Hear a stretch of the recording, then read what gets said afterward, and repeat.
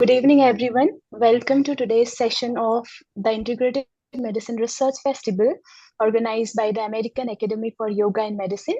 I am Dr. Karishma, a research associate at AAYM, and I'm delighted to be your host for this inspiring session.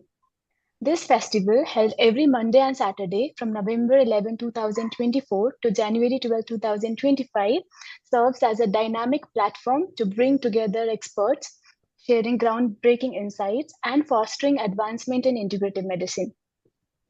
Before we proceed, I'd like to extend a warm welcome to Dr. Indranil Basu, the founder, and Dr. Pradeep Amke Nair, the Director of Research and Fellowship at AAYM. Their vision and dedication have been instrumental in making this festival a reality. Now, it's my privilege to introduce today's distinguished speaker, Dr. Prakash Babu Kodali, a renowned expert in public health and a biostatistics with over 8 years of teaching experience. Dr. Prakash earned his PhD from Tata Institute of Social Sciences, Mumbai, and serves as an assistant professor in the Department of Public Health and Community Medicine at the Central University of Kerala. An expert in complex survey data analysis and mixed method research, Dr. Prakash has made significant contributions through extensive publications and leadership in extramural funded public health projects. Currently, he is advancing cardiovascular health research as a visiting scholar at Cardiovascular Research Institute, University of California, San Francisco, under a Fulbright Nehru postdoctoral fellowship. Today's session, titled Mastering Statistics, a step-by-step approach, promises to provide invaluable practical insights for researchers and scholars. So please join me in warmly welcoming Dr. Prakash Babu Kodali with a big round of applause as we begin this exciting session. Welcome, sir. Thanks a lot, Karishma. Thanks a lot for the kind words. I'm trying to share my screen. I hope it should be coming now. Yeah, it's there. Yes, wonderful. So we will start, Pradeep, sir. Yeah, we can Yes. start. Yes. Thanks a lot. Let me just make it a little small. Wonderful. So, as Karishma has said, my name is Prakash, and I'm a Fulbright Nehru postdoctoral fellow at UCSF, and I'm serving as assistant professor at Department of Public Health, Central University of Kerala. So, the point of discussion for us today would be the idea, the topic called Mastering Statistics, a step-by-step guide. And we have only 1 hour, obviously, and within this 1 hour, there is a very limited information that we could really cover. And I would be very happy if we can probably, extend it further in future discussions. But we will try to really get into some steps or some key steps in mastering statistics, or at least the basic steps that we can remember at least. And take home and probably implement in our day-to-day work or research that we do. So there is this very interesting rule called as the 80-20 rule, the Pareto principle. Some of us, most of us might have heard of this in a lot of books, self-help books, podcasts, webinars, and all. What it basically tries to say is that 80% of your work can be done or is done with 20% of the effort. 80% of your work is done with 20% of the effort. Similarly, in any disciplines or most of disciplines, including applied statistics, the biostatistics part that we are interested to apply in our medical and health research as well, also seems to follow this principle. This is my comment based on the experience of working on a lot of data sets and publishing a lot. So the idea here is that majority of the or 80% of the statistics that you apply, 80% of the inferences that you draw upon are basically reliant on 20% of the basic core concepts of statistics that you basically learn at the bachelor's level, at the master's level. So basically, these 20% are what we are interested in to look at. And some of these 20% are the aspects that we will try to understand and master as we discuss today and as we move forward today. So the scope of the session will be the following. I'll be basically trying to help us through the basic concept of what a variable is, how variables build data and data sets. We are interested about this because end of the day, if we want to publish something, if we want to report our findings, we will be trickling down to the idea of analyzing the data, and for that purpose understanding what a variable is and how variable builds the data is pretty important. We will discuss briefly about statistical tests and typologies, or by and large, the idea here is that if you have, say, for example, a bunch of tests, and if you are finding it difficult on, how shall I organize this? This basically will give you a framework to really organize your statistical tests so that it becomes easy for you to remember them, and most importantly, remember their application, that when does a particular statistical test come into picture. And just, yeah, sorry. And I will also try to help you understand about some key assumptions in applying statistics.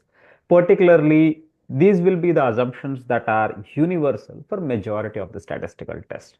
Like, say, for example, probability sampling, right? So that this is one very important key assumption that you really have to adhere to if you are saying that I'm going to calculate a p-value, right? So those kind of things we will be discussing, and we will see how they apply in our day-to-day work. So by and large, these are the three broader areas that I would really like to stress on, and we can take the discussion forward if we have some time once the session is done. So yeah, let's jump through it and let's try to understand. So when we talk about the broader concept of variable, right? When we talk about what is a variable, what we see is that variables can be defined as basic building blocks for data. They are the basic building blocks for your data sets. They are basic building blocks for your statistical tests, and they are the basic building blocks for representing your idea. We conduct research, and the main objective of research is to basically bring forward evidence, isn't it? We write publications, we work, we write thesis, dissertation. The whole objective is you need evidence. You need evidence to do something. You need evidence. You need a proof of concept for your particular intervention. You need evidence regarding what a particular problem out there, a health issue probably. And that evidence is basically reflected in numbers by your data. And what makes this data or data set is basically the variables. What is a variable? In a very crude sense, variable is something that is measured, that is counted, or that is representing a characteristic. For example, if you do a simple survey of the participants of this session, you can ask maybe a few questions, isn't it? What is your age? What is your gender? And probably, what is your discipline? Age becomes a variable here. Gender becomes a variable here. Discipline becomes a variable here. And what we are doing is that by asking a question, we are measuring or counting or representing that particular variable.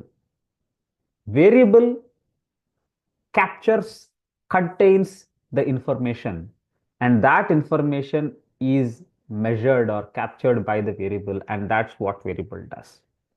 It's basically like that,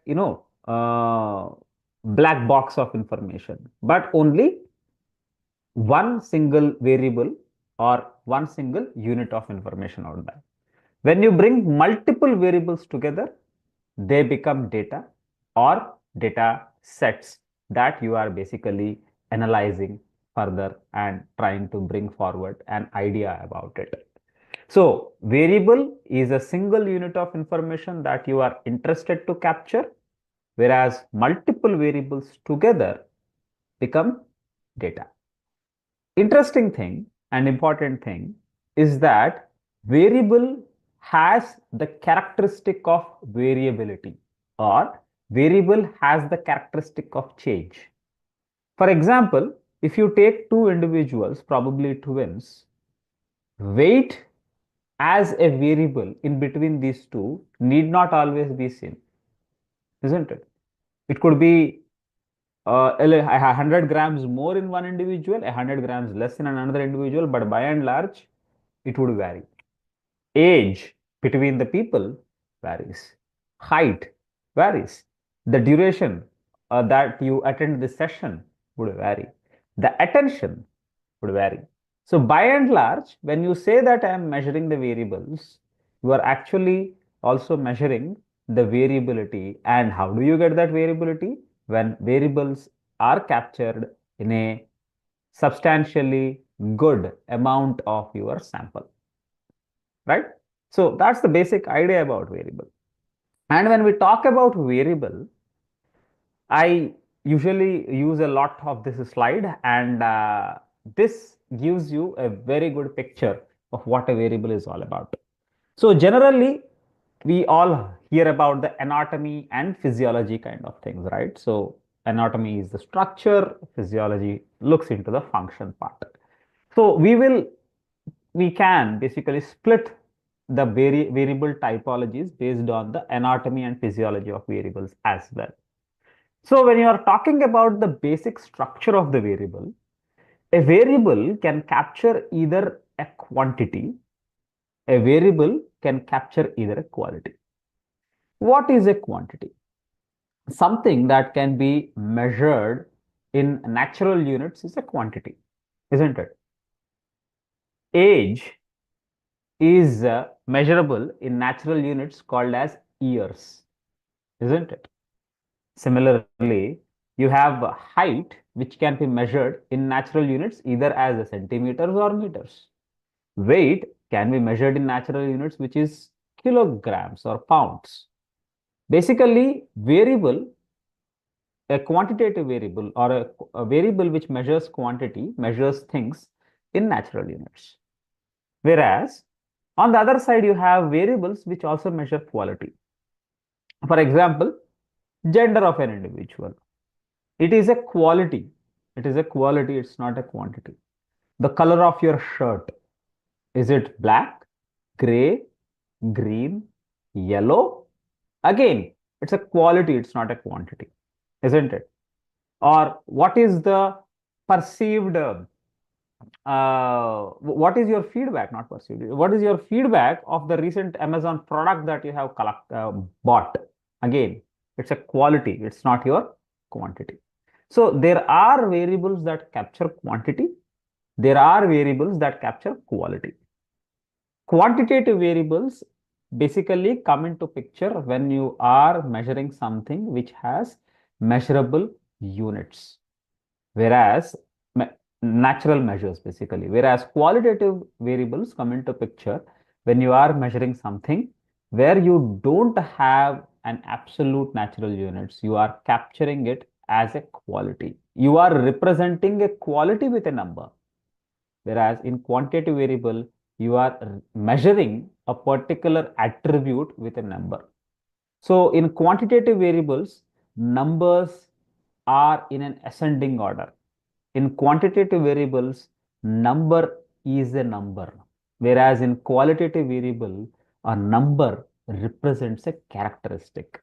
So that's the basic difference between a quantitative variable and qualitative variable. In quantitative variable, a number is a number, whereas in qualitative variable, a number represents a characteristic, right? Wonderful. So when we talk about quantitative variables, broadly, there are two types of it. You have variables called as discrete variables and continuous variables. Together, we call them as scale variables as well. So what's a discrete variable? A discrete variable is a variable that cannot be split into decimals, you have an equal distance between each individual, right? Whereas a continuous variables is a variable which can take form of decimals, and it is one of the most robust ways by which you can measure something, right? Very accurate, very scientific, very precise. And we call continuous variables as the most refined forms of variables which are out there. On the other side, you have variables, that is in qualitative variables, you have two different types of variables again. You have nominal variables and you have ordinal variables. Nominal variables are basically where you have responses, and these responses are mutually exclusive categories. Like, say, for example, you have what? Gender, male and female, isn't it? So, male is a mutually exclusive category, female is a mutually exclusive category. And an interesting thing is that in nominal variables, each of them, that is, each response category, has an equal weight. So, when I say in nominal variables, one is male and two is female, it doesn't mean that male is greater than female or male is lesser than female. When I say that one is green, two is red, three is yellow, it doesn't mean anything with regard to the weight of green, yellow, or red. All of them are equal, but the number is just given as a representation. That's the basic characteristic of nominal variable. And nominal variables are very crude variables, or they are the basic variable structure that you can have. Like, say, for example, I believe that there are a good chunk of students in this class, in this session. And if you are talking about if you are talking about your own exams, right? The final outcome is pass hua ki nahi? Did we pass the exam or not? Right? Yes and no. That's your nominal variable. The grades that you have got, is an ordinal variable, right? You have grades like D, C, B, B plus, A plus, O, in some cases, in some institutes, they are ordinal variables. Whereas if you go back a little bit, you have your individual marks that underline your grades, which are basically your continuous variable, isn't it? So you have continuous, ordinal, nominal. If you arrange them in a serial order, nominal seems to be very crude. It is just yes and no. It's not very precise. It's not very sharp to the point, but it does your job. Whereas continuous variables are pretty precise, sharp. And in between these two, you have your ordinal variables, where it reflects a quality. At the same time, it has a nature that number has. What is that nature? The nature is being able to either be arranged in an ascending order or a descending order. For example, look at your grades.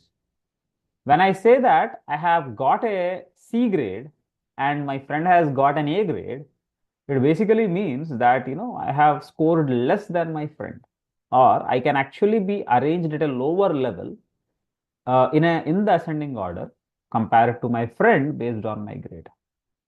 So ordinal variables will help you to rank your outcomes, whereas in nominal variables you cannot do it. Continuous variables, obviously, because you are capturing pure numbers, you can arrange them in the serial order of their rank. So that's about the broader anatomy of this variable. Whenever you run a statistical test, please note, the major reason why we have discussed in length about this is, whenever you run a statistical test, whenever you run an analysis, the first question that has to come to your mind is, what type of variable am I dealing with? If you don't answer this question, at least to yourself, and if you run an analysis, you are not going to go anywhere. So, variable type is one very, very, very important concept, a very basic concept that we have to take home. And generally, there are these 4 different types of variables. And please note, our use of any statistical approach, including a very simple descriptive approach like use of tables or figures. Pie chart, for example, you cannot use a pie chart for a continuous variable. Pie chart works wonderful when it is a nominal variable or an ordinal variable, but it cannot be used for a continuous variable, right? So use of simple things like a pie chart is actually dependent on, what type of variable we are dealing with. Similarly, on the other side, you have something which is called as a function of the variable. So how is a particular variable functioning? Is it a predictor or is it an outcome?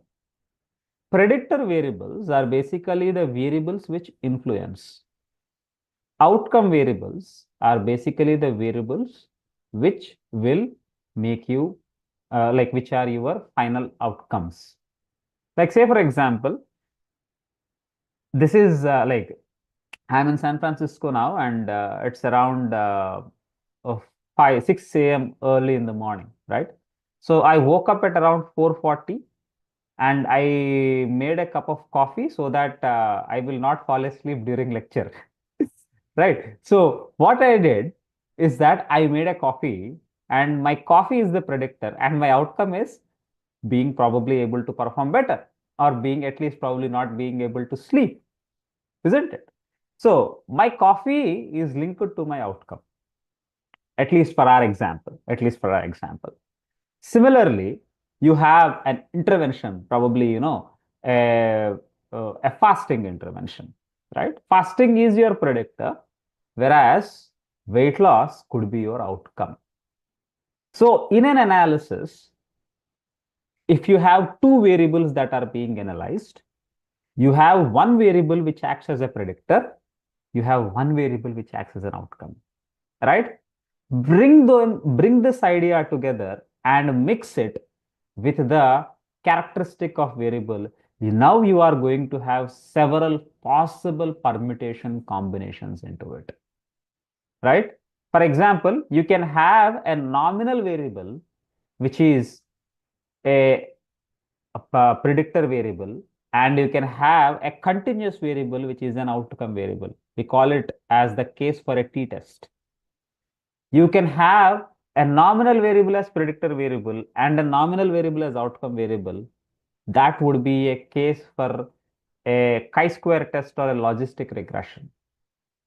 So what we see here is that depending on the larger characteristic of variables, the typology of variables that we are talking about, and the function of variables, the type of analysis that you are going to use will be varying.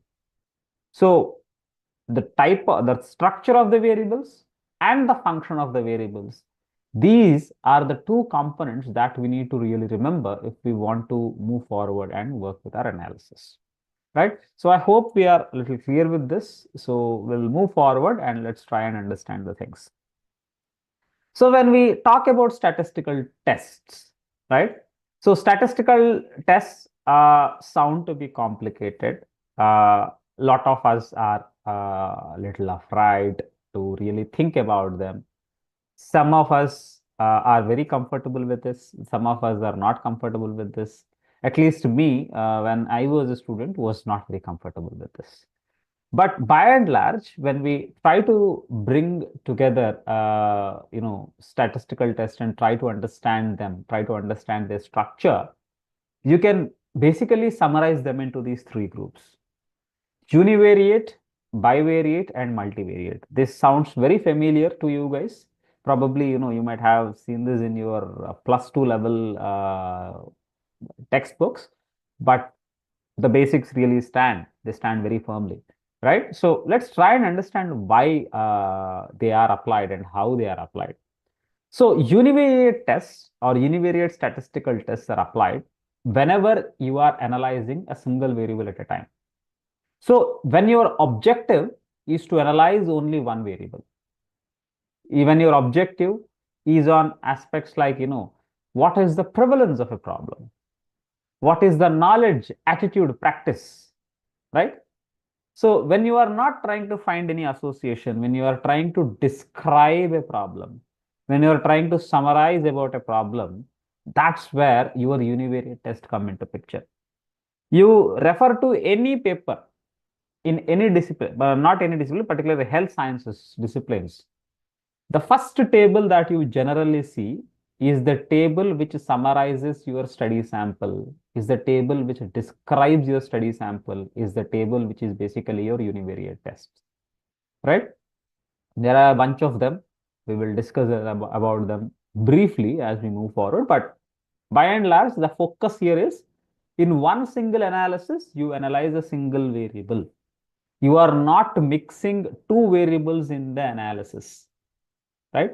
When you have to mix two variables in the analysis, we have to undertake a bivariate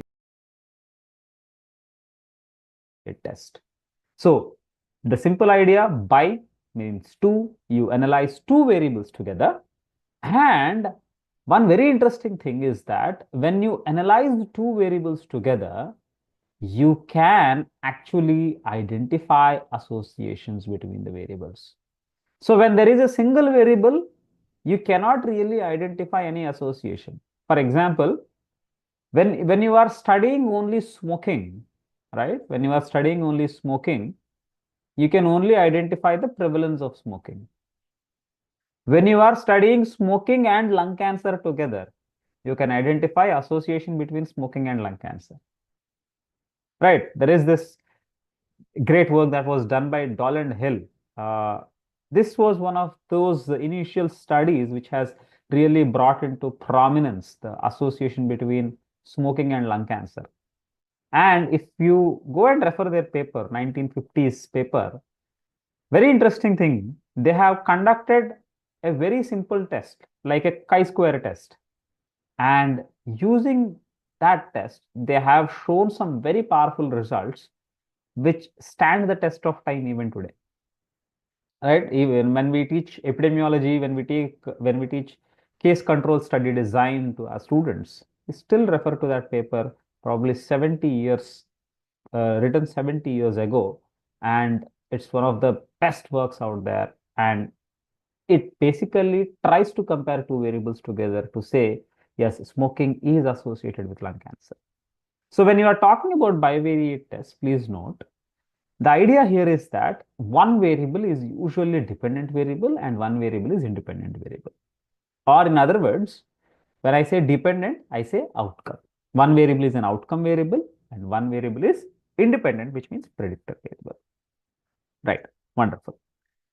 But the thing is that bivariate tests, while they are very good, while they are very powerful, they have a limitation. The limitation is that in real world situations, you don't have one-on-one associations. In real world situations, you don't have situations where, only one variable influences the other. You have multiple variables which come into picture, and those multiple variables together influence an outcome.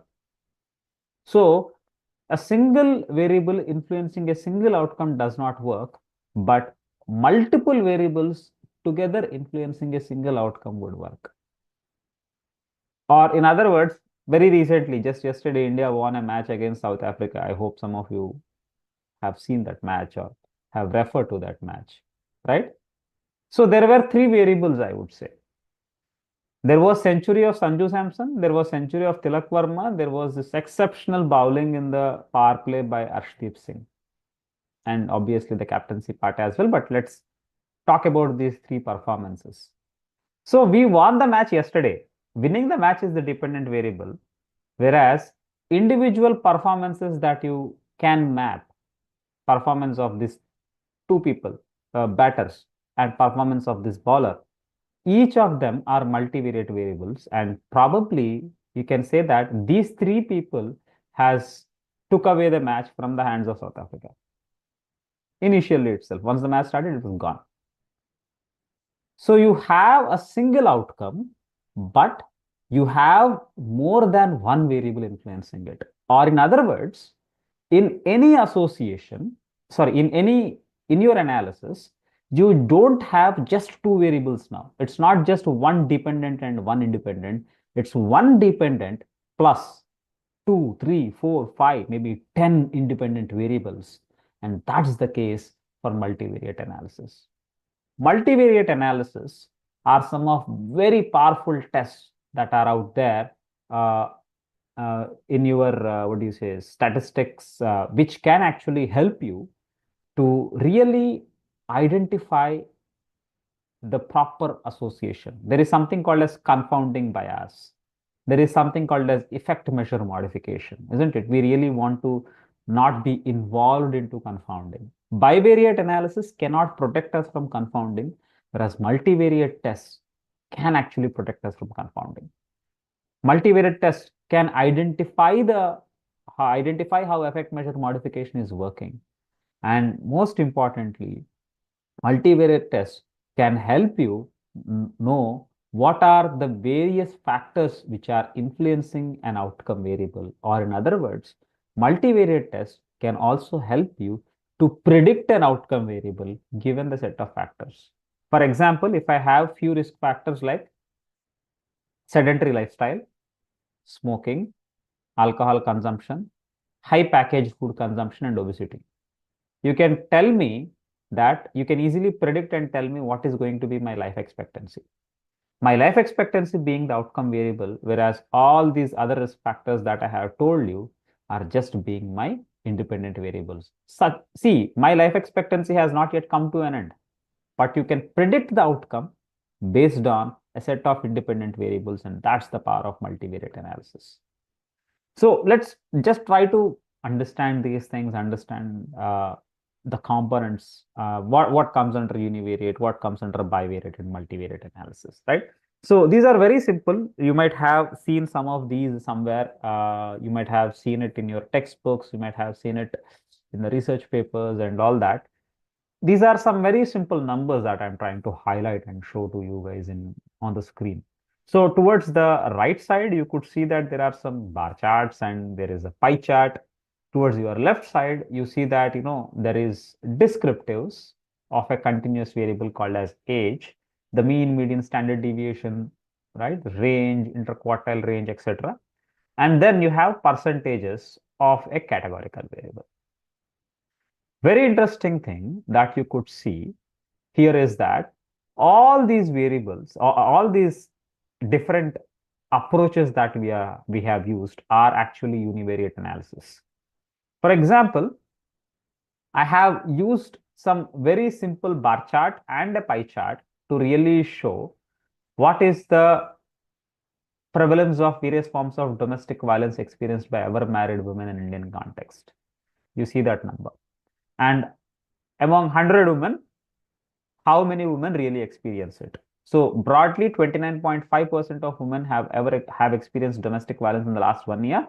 And if you see the breakup of it, you see that 27.8 have experienced less severe violence, 14% emotional violence, and 6.1% sexual violence, right? So by and large, your pie charts, your bar charts, they help you to really report univariate analysis in a descriptive way.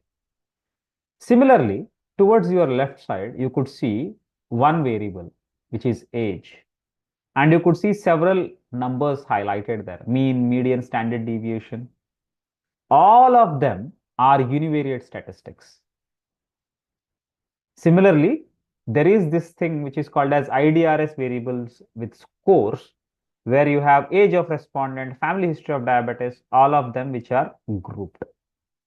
So you have a variable which is continuous variable, age, for which you have certain descriptives like mean, median, standard deviation, etc. that have been reported. Whereas you have certain variables like age of respondent, which are in groups, family history of diabetes, forms of domestic violence, or ever experienced domestic violence, which are categorical in nature, which are nominal in nature, and we have reported them in percentages. So univariate statistics, the use of them differs by the type of variable. When we are talking about a scale variable, that is a discrete or a continuous variable, we prefer to use means, medians, standard deviation, range, interquartile range, and all of them. However, when we are talking about a continuous categorical variable, sorry, categorical variable being variables which are nominal and variables which are ordinal in nature, we prefer to use percentages and frequencies to report them, right? So you could see in your bar chart, in your pie chart, and in your what do you say table here, which is down there, there are all percentages. Whereas in the descriptives table for age, you can see that it's all measures of central tendency like mean, median, and standard deviation. The standard deviation is a measure of dispersion, but by and large, all of them are the univariate approaches that are used for continuous variable. So briefly, this is about the univariate approaches, and please understand univariate approaches differ by the type of variable that we are using. So if we understand this point, we also need to understand that even the bivariate and multivariate approaches, they differ by type of variables that we use. So again, another categorization, bivariate analysis, that is, you have two variables that are being analyzed. This bivariate analysis can be brought together, can be understood by following this framework. Please note, broadly, the variables are quantitative variables or qualitative variables, isn't it? A quantitative variable can be called as a continuous variable, whereas a qualitative variable can be called as a categorical variable, because quantitative variable basically captures your data in a continuous flow of number.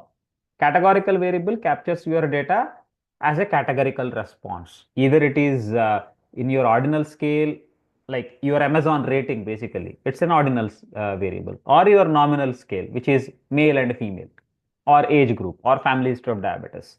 Only father has, only mother has, both has, whatever.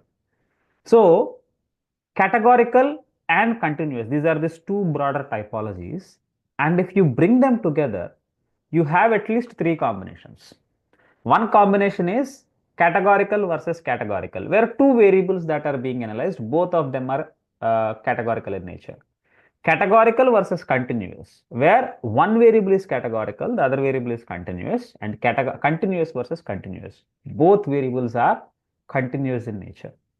And using this framework, let us try and understand a few of them. Heard of these terms called odds ratios? Heard of these terms called chi-square test? They come into picture when we are talking about variables which are categorical versus categorical. Or in other words, let me help you understand like this. If you are talking about a thing called as the odds of lung cancer for smokers is 5 times compared to non-smokers. The odds of lung cancer for smokers is 5 times compared to non-smokers. So smoking is a categorical variable. Yes and no. Lung cancer is a categorical variable. Yes and no. But I can bring together smoking and lung cancer, and I can calculate a ratio called as odds ratio. And this odds ratio will actually help me to identify the chance that a smoker is going to have lung cancer compared to a non-smoker. If I have an odds ratio of 1, I say that, there is not high chance, not low chance. It is basically a null association. If there is an odds ratio of greater than 1, I say that yes, there is a significant chance, there is a probable chance that smoking is associated with lung cancer. If the odds ratio is less than 1, it means that smoking is actually resulting in a lesser odds of lung cancer, lesser chance of lung cancer, or smoking is protective or protecting from the lung cancer. So odds ratio is that one very critical number, easy to identify, easy to capture, right? So we just need to make a 2 into 2 table and really do the calculation. We can do it on the back of the hand as well if we have small samples, and a very simple number, but really comes handy. It's a categorical versus categorical scenario there. Similarly, you have the other thing, one very large group of tests called as chi-square test, widely used. Thousands, millions of papers use this test every year, and one of the wonderful tests that are out there. I would say that categorical tests are a boon for several of us. They help us to do lot of complex work in a very simple way. So broadly, a chi-square test, what it does is that chi-square test try to identify the association between two categorical variables. Chi-square tests are of multiple types, but by and large, you have test of independence and test of homogeneity. In test of independence, what happens is that we are talking about identifying association between two categorical variables, which are captured in a single sample. That is basically you go and do survey. In that survey, you have a variable called as gender, male and female, with responses male and female, a categorical variable, and you have a variable called as smoking status, right? Male and female and smoking status. Is there an association between smoking status and gender? That's the question you want to answer. So you have a single sample, and in that single sample, you have two variables, and you try to identify if there is any association between them or not. That is a chi-square test for independence. In other case, there is something called as a chi-square test for homogeneity. When it comes into picture is that you have two independent samples and you are comparing the proportion of the outcome variable in between these two. How to put it is that we have, say for example, a fasting intervention, right? You have one group which fasts, you have one group which does not fast, one group which fasts and one group which does not fast. And what we can do is that probably we measure the obesity levels in them. We want to see what percentage of the group which completed fasting are obese versus what percentage of the group which did not complete fasting are obese. So that when we compare the difference in the percentage or proportion of obesity across these two groups, we will find some difference. Obviously, fasting should result in reduction in obesity, and because of that, we identify that yes, there is an association between fasting and reduced obesity. So by and large, in test of homogeneity, in a chi-square test of homogeneity, you compare two different groups, two different samples, one with an intervention, one without an intervention, one before intervention, one after intervention. Whereas in test of independence, you compare two variables from the same sample. So that's the basic difference out there. But by and large, the formula for both of these is same. When you do it in any software, chi-square test for independence and chi-square test for homogeneity are run in the same fashion, right? The interpretation of the test and the application of the test differs, but the way you do the test, basically the formulas, the degrees of freedom, and all the other supplementary statistics around it are all the same. So please remember, chi-square test is pretty powerful test, but when you use test of independence and when you use test of homogeneity has to be understood. Test of independence, a single variable is being analyzed. Within the single variable, you are comparing two categorical variables. Chi-square test of homogeneity, you have two groups or more than two groups or more than two samples or more than two samples, and across them you are comparing one categorical variable, right? So one categorical variable compared against two groups or two samples, that becomes each of your sample will act as a category, each of your sample will act as a categorical response. Intervention, for example, intervention group, non-intervention group, and then you have obesity levels, obese, non-obese there. So I hope this is little clear there, and let's move forward and look into the other combination, which is categorical versus continuous combination. We all might have come across this situations, isn't it? Wherein we have measured blood pressure levels, blood sugar levels, or some or other measurement which is on a continuous scale. And we really wanted to see if the intervention that we have given had made any change uh, in that particular individual's manifestation of that variable. The most common thing is, blood pressure levels. Like, say, for example, does the new drug that we are giving or the new intervention that we are providing does that particular intervention really result in a decrease in the blood pressure or not, change in the blood pressure or not? So blood pressure here is continuous, whereas intervention is categorical. Blood pressure is continuous, whereas intervention is categorical here. So that's the categorical versus continuous scenario. And that's where we have tests like t-test, which come into picture. Please note, t-test works wonderfully when we have normal distribution. We will discuss about it shortly. But when your data is not normally distributed, we use a Mann-Whitney U-test rather than a t-test there. And yes, there is also another test called as analysis of variance. It comes into picture when we have three groups that are being compared, not two. So if you have a categorical versus continuous combination, where categorical variable has two groups, it's either t-test or a Mann-Whitney U-test. There are other tests as well, but for now we can remember these two. Whereas if you have more than three groups, more than two groups that are being compared, it is basically the case of analysis of variance, which is out there, right? So continuous variable is compared against three groups, analysis of variance. Continuous variable is compared against two groups, t-test. T-test and ANOVA come under a larger family of tests called as parametric test, whereas Mann-Whitney U-test and chi-square test come under a larger family of tests called as non-parametric tests, which are also called as a distribution-free test. Then you have another thing called as bivariate correlations, right? So this is a simple scatter plot out there, three scatter plots telling three different stories. But by and large, please understand, what we can see is that on x-axis and on y-axis, the responses are continuous in nature. The responses are not categorical responses, isn't it? So when two variables are continuous in nature, you can run tests called as bivariate correlations.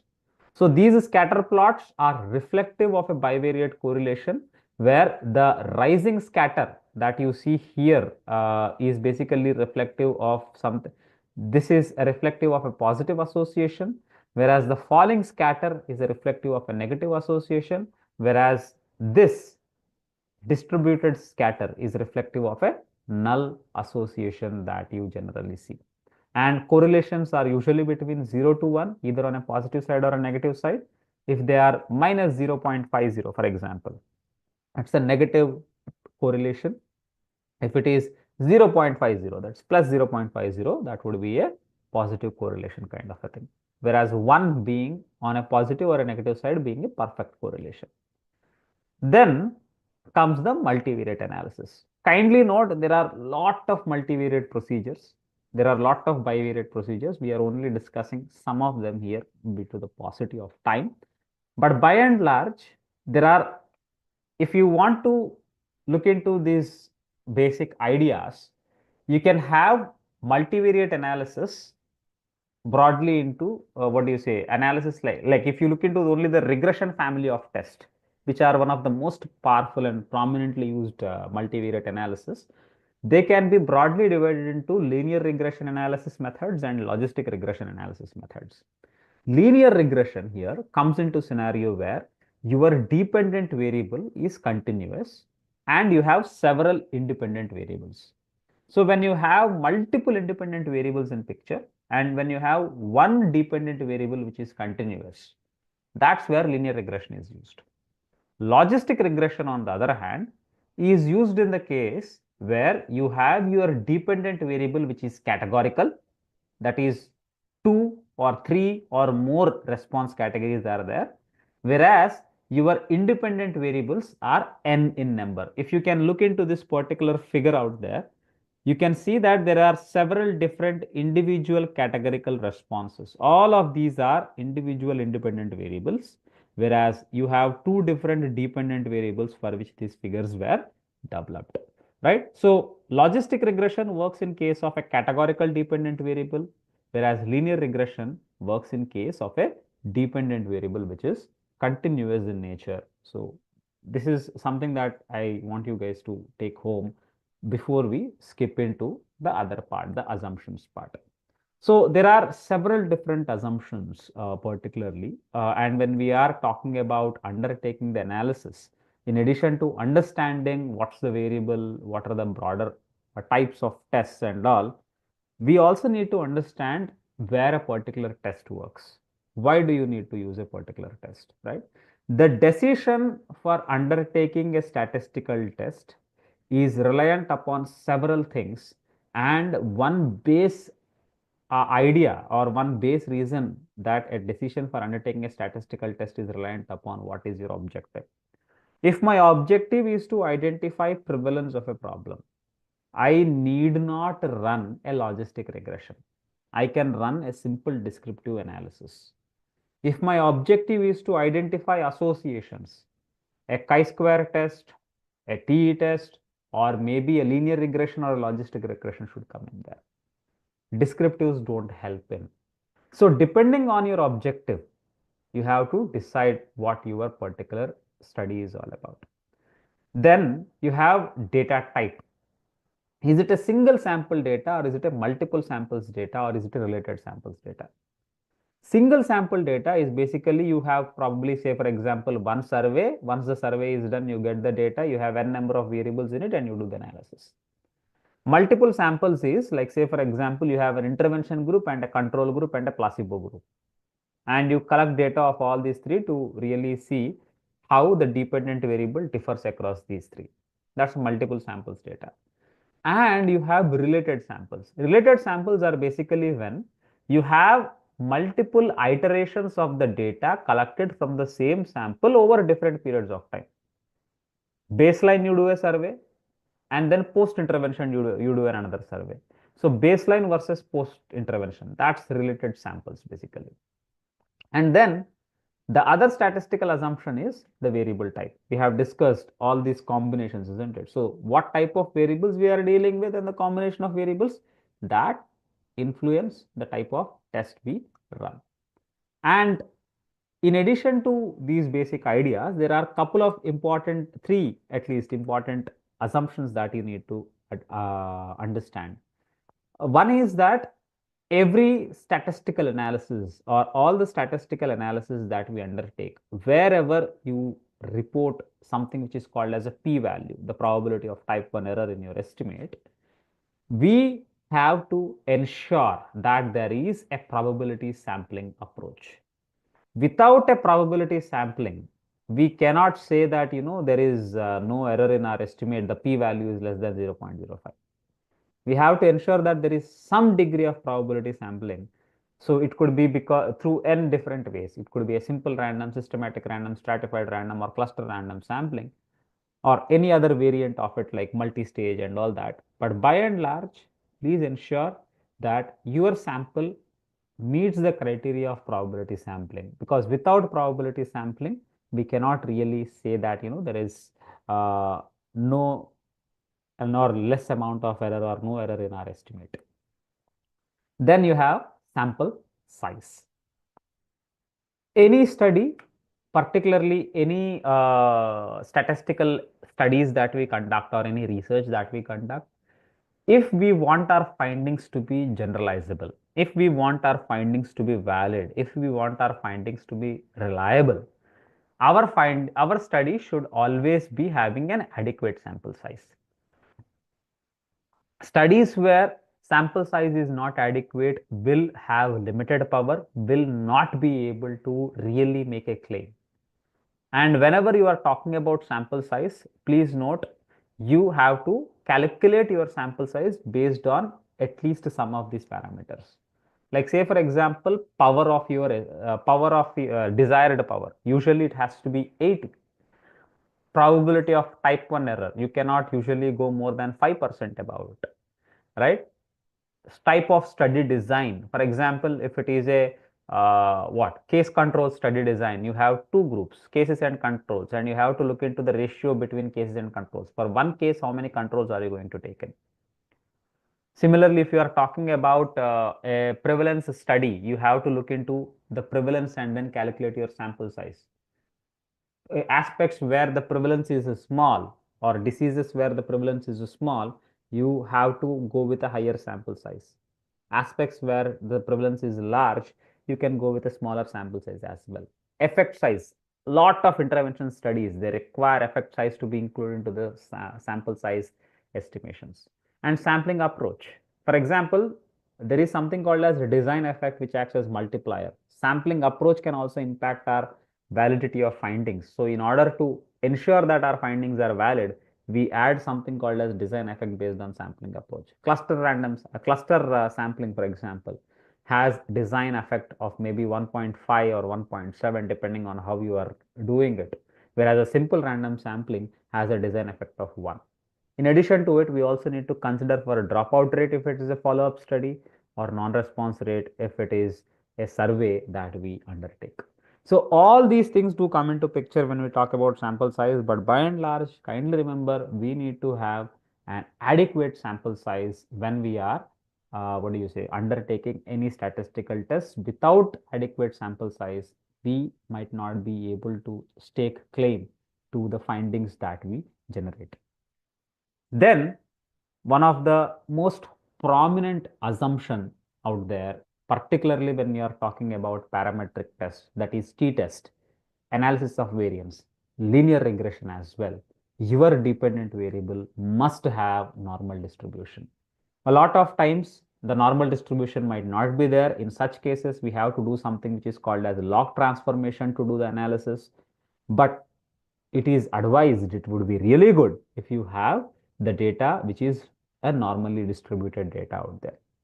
There is something called as a central limit theorem which works as in the back end of it, but by and large the idea here is this: in general population, if you have a variable that you have captured, it usually, and if you try to map it, it usually falls into the normal distribution, where you have your center point, which is usually your mean, whereas you have the distributions across the data. And what happens is that the extremes are usually your outliers. For example, you have mean minus 3 standard deviation and mean plus 3 standard deviation. If you talk about income, right? Income data in India, the mean income would be basically somewhere here, whereas the income of the richest person in India would be somewhere here in the extremes. The income of the poorest few would be somewhere here, whereas most of us will be around this 1 standard deviation kind of thing, or 2 standard deviation, or 3 standard deviation. So normal distribution is one very important assumption out there. Before we undertake t-test, before we undertake ANOVA, before we undertake linear regression, we have to ensure that our dependent variable is normally distributed. And in order to do so, what we do is that we test for the normality of distribution. There are different ways. There are there are plots called as QQ plots. Using a simple histogram, we can test for normal distribution. Additionally, there are tests like Kolmogorov-Smirnov test or a Shapiro-Wilk test that also can be used in order to assess for the normal distribution. But by and large, that's one very important assumption. All parametric tests have this assumption. Sample size, all statistical tests have this assumption of sample size. Probability sampling, all statistical tests have this assumption that it has to be a random sample, a probability sample. And then these are the objective, the data type and variable are some of the assumptions out there. So broadly, when we try to apply our analysis, the question is not what analysis are you applying. The question is, how are you doing it? The question is the analysis procedure that I am running is appropriate for my objective, is appropriate for my data, is appropriate for the kind of assumptions my data is meeting or not. If it is meeting, yes, wonderful, we can do it. If it is not meeting, we have to find an alternative to do it. So yes, with that, I can thank you. So you can reach out to me at this particular email that I have given if you have any queries or questions, or if you want to collaborate on any research kind of a thing. But by and large, yeah, that's it. And probably we can discuss if there is time and if there are any questions. Thank you very much, Dr. Prakash. It's a very tedious task to put, even though the step-by-step approach, like we've done a fellowship for 3 months covering all these, like probably. Yes. So it's really difficult task, but I hope that you have covered almost everything, which is the basics from where they can kickstart. So we have a couple of questions from our audience. The first question is like, do we have any courses for medical students to master the statistics? Like, There are a lot of courses in Coursera and all these things. oh, So one can reach out to them and get through it. Basically, most of it is usually like I have not specifically gone through any specific courses in Coursera or something, but by and large, there are courses. We like, for our students also, in order to help them out, we have identified a few courses in Swayam platform. There is this Government of India's Swayam MOOCs. So there are few courses there. ICMR offers some certificate course also, as far as I understand, but there is some timing for them. They send notification and then they have to enroll into it. And IITs conduct few courses on multivariate analysis, like specific procedure type or family of test specific courses are there on Coursera kind of thing. yeah. So probably if anyone is interested, they can really explore it and it will be very interesting to look at. Okay. Yeah. Yeah. The other question, can you please go ahead with advanced statistics in upcoming sessions? Yes, that is a part of the plan. Probably in our fellowships, you can cover that up. And Yes, somebody yes. has asked to cover the logistic regression. Once more, can you Yeah. brief about logistic regression? Yes, wonderful. So I think the diagram that I have shown looks a little tedious and complex. That's called as a forest plot. Let me, yeah. So actually, can I show some other things so that it would be easier for all of Yeah, us to, yeah, please, please. yeah, just give me a second, please.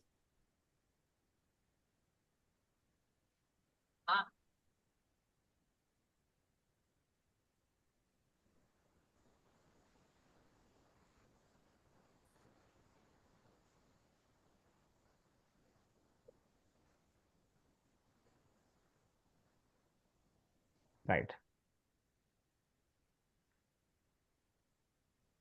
So I hope this is visible, everyone. Yeah, it So is. this is again, some work that we have done, some work that I have done for a course that I was attending. We had to present something. So look into this here. So what logistic regression does is basically it will help us to identify what factors influence a categorical outcome variable. Here in my analysis, what I did is that I tried to identify what are the various factors associated with experience of domestic violence among women. So here, domestic violence is captured as experienced domestic violence and not experienced domestic violence. So it's a categorical response. It's a categorical response. You have two categories. It's a nominal response, yes and no. And then you have several different independent variables added to it. Like say, for example, you have a husband characteristic. Husband or partner drinks alcohol. We know it. We have seen it in movies. We have seen it in our neighborhood, probably in some cases, right? So does husband drinking alcohol is associated with domestic violence? Does autonomy influence domestic violence? Allowed to go out other than villages, other than allowed to go out of the home, allowed to go to market, or the individual characteristic of the women like education, wealth index, does it really influence? So what is happening is that domestic violence is one single variable that we have, and what we did is that we brought all the other independent variables and we tried to see how all these variables together influence the outcome variable, which is domestic violence.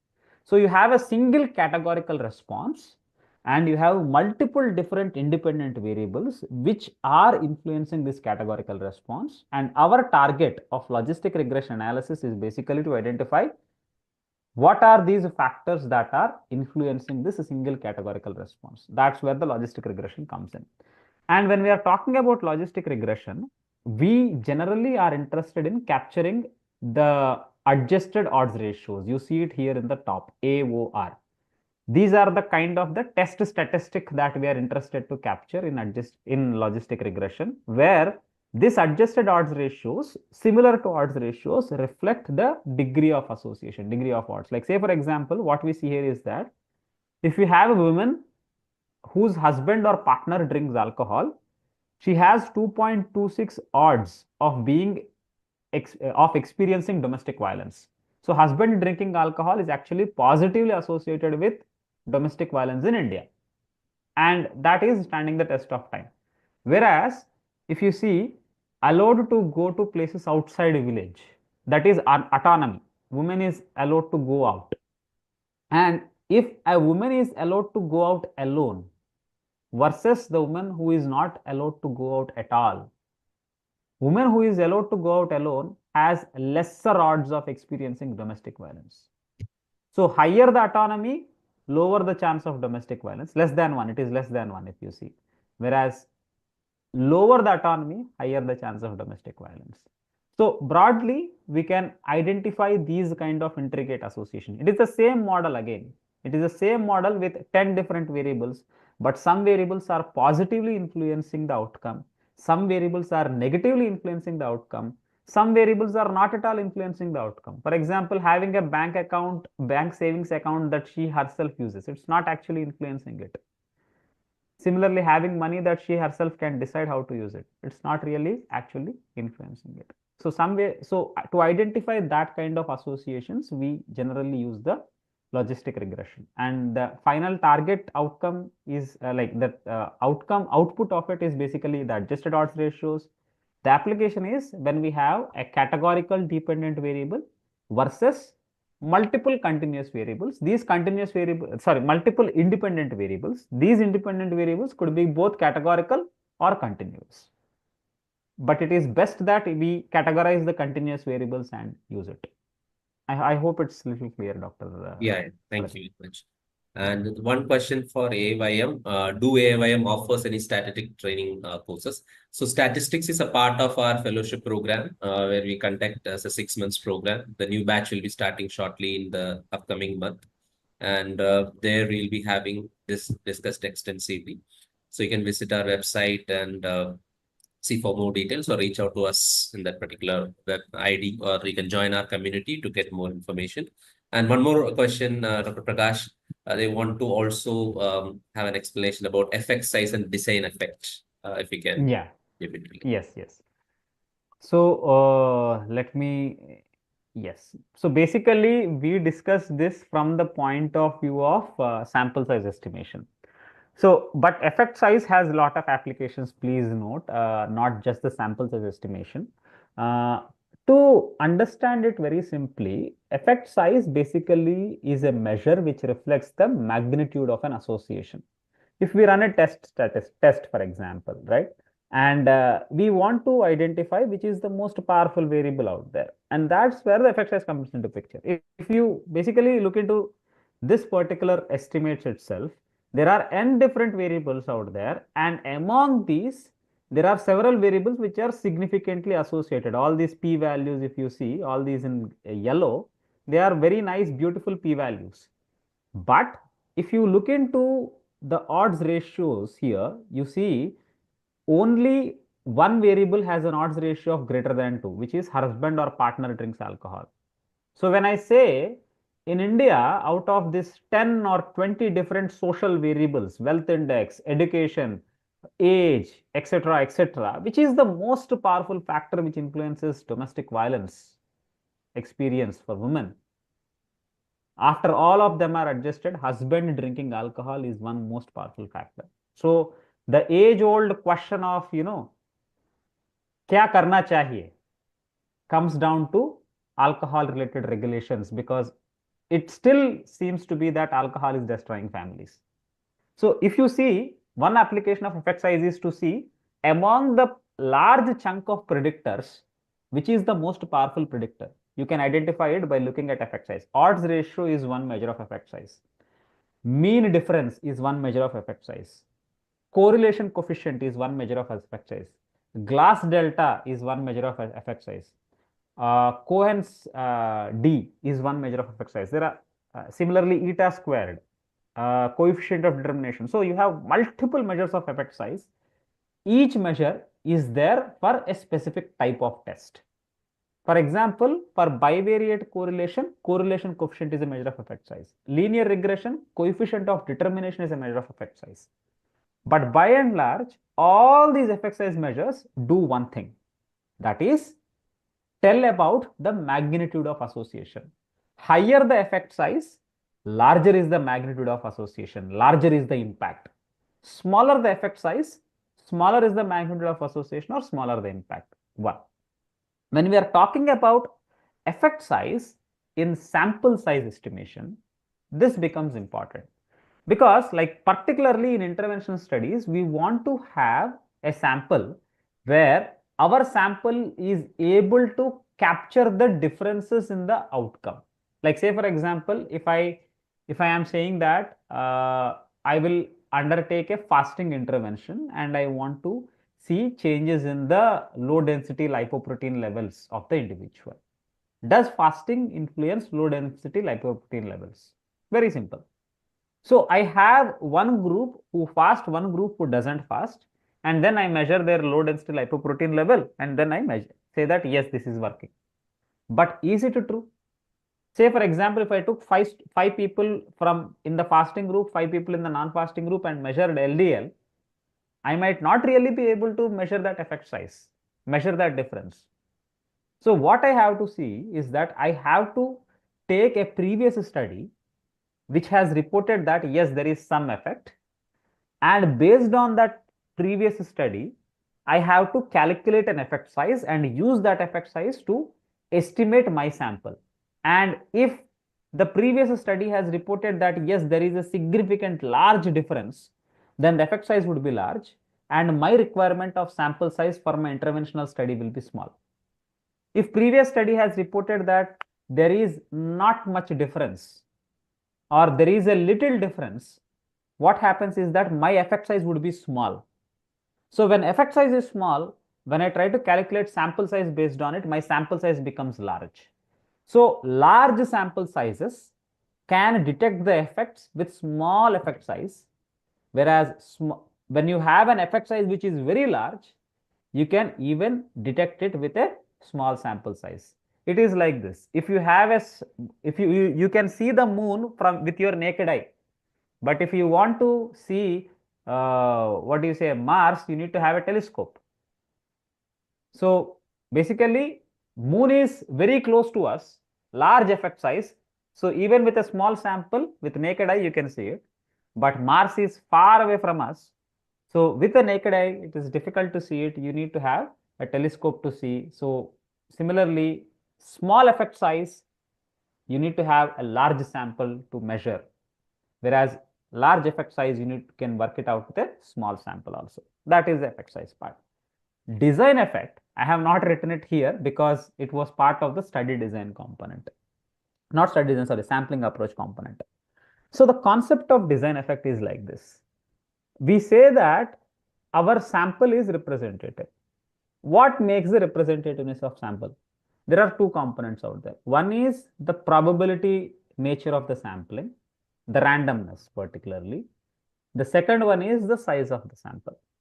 So you can ensure that your sample is representative by identifying the best match between a probability sampling and also your sample size. Higher your sample size, you go close to representativeness, normality, or more random your sample is, you go close to representativeness, normality. The problem here is that while terms like simple random sampling seems to be pretty easy, they are pretty difficult to actually implement in real world scenarios. Let me tell you the reason why. One basic reason is that you don't have sample frame. Simple random sampling is wonderful when you have a sample frame in your hand. Sample frame is basically line list of all the participants who could be selected into the sample. If you have a sample frame, you can easily do a simple random sampling and it can be done. But we don't have sample frame in a lot of cases. For example, if I want to do a survey of what do you say, lung cancer among smokers, do I have a list of smokers ready-made of the community? No, I don't have. So what happens is that we need to make some reservations into it. And probably we want to go ahead with a stratified random sampling there. We want to go ahead with a multi-stage random sampling there. We want to go ahead with a cluster random sampling there. So as we do this, what happens is that slowly the non-probability nature start to creep in. If you look into these sampling designs, these are these 4 sampling approaches that are there. There are several more. Within these 4 sampling approaches, what you can say is that the researcher has the least influence in selecting the sample in a simple random sample. Whereas the researcher has the highest influence in selecting the sample in a cluster sampling. So in a simple random sampling, you can simply have a design effect of 1. So if you have a sample size of 300 calculated, design effect of 1, 300 into 1, your final sample size will be 300. That's it. Whereas in cluster sampling, because the researcher has an impact in selecting the clusters, it is advised that you have some design effect added to it, probably design effect of 1.5. So your sample size would be 300 into 1.5, which is 300 plus 150, which is 450. So your sample size basically gets increased there. Why? This is to counter the limitations in probability caused because of the type of sampling approach that you have used. You increase your sample size to minimize the limitations that is caused by non-probability nature resultant of the use of cluster sampling there. Cluster sampling is a probability sampling approach, but the degree of probability is limited there. So that's where, to avoid it, to address for it, we have the other component, which is the design effect that comes in and helps you out by inflating or increasing the sample size there. I hope that's clear, Dr. Pradeep. Yeah, thank you. Yeah. So one more question, let me just check. Yeah, there's no questions. Yeah. So Okay. thank you very much, Dr. Prakash, for spending My this pleasure. time with us, and it's always a pleasure to listen to you. And you dealing with complexity, always you're a master in doing that, and we look forward to have you in our future sessions and programs, which Sure, we will sure. connect with you. And yeah, and also congratulations for your Fulbright scholarship over there again and again. And Thank you're you. an inspiration to all of us over here in India. And I wish to see you later. And for all our audience, our next session will be on Monday. Dr. Venugopal Vijayakumar, a BNYS and PhD, will be speaking on Shatkarmas from an academician's view. So stay tuned to just be a part of that particular program. And every Mondays and Saturdays, we'll be having this programs running live, and experts from different parts of the world will be enlightening you with their short but very intensive speeches. So looking forward to meet you all next Sunday. Thank you so much, everyone. Thank you, Dr. Pradeep. Have a good day. Thank you. Thank you, Indranil sir. Thank you, Karishma. Thank you, sir.